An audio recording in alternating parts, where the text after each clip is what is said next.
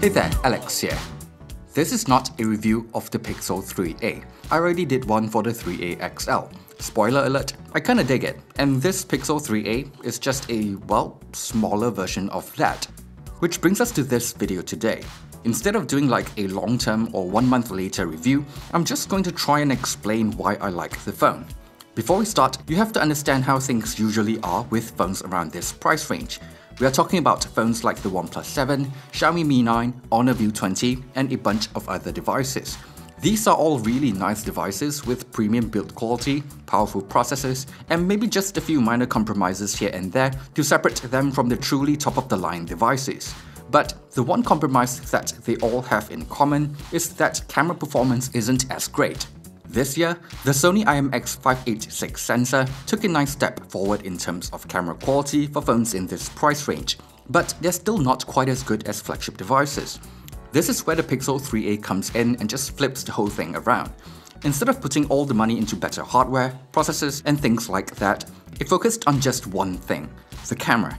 So what we ended up with is a phone that just does everything else well enough, but comes with a camera that can go toe-to-toe and even beat a lot of flagship devices. This is why the Pixel 3a is a big deal to me. Because before this, if you wanted a great camera, you'll have to pay more for a flagship phone, even if you don't really care about performance or build quality. At this point, I should probably explain a little why I think the camera on the Pixel 3a is so good, and why I prefer it over phones with multiple focal length and other additional camera features. It's all about how easy it is to capture a great looking image. Google's image processing is right up my alley. I can talk about how I like the dynamic range, how it handles details, or the colors, but to put it simply, it produces images that I think are great looking with just a single click. I should probably mention that the people saying the hardware on the Pixel 3a is quite underwhelming are totally right. It is quite underwhelming. Almost everything else on the phone is just good enough. The hardware is just good enough to make sure everything runs smooth enough for day-to-day tasks. The battery life is just good enough for a day of use for me. The build quality is just good enough to not make it feel too cheap. The dual speakers sound just nice enough to make consuming media content enjoyable. And the screen is just good enough to not make me complain too much.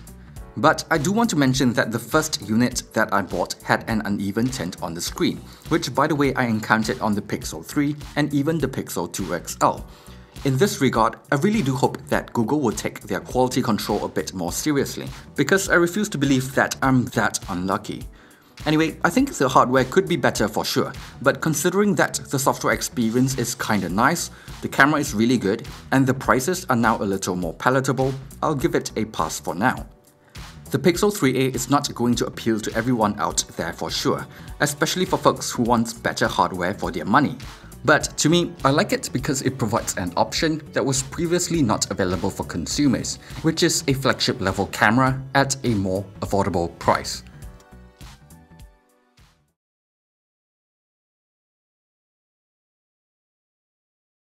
Thanks for watching this video. If you've enjoyed it, do leave a like and subscribe to the channel for more content in the future. Thanks again, and see you guys on the next one.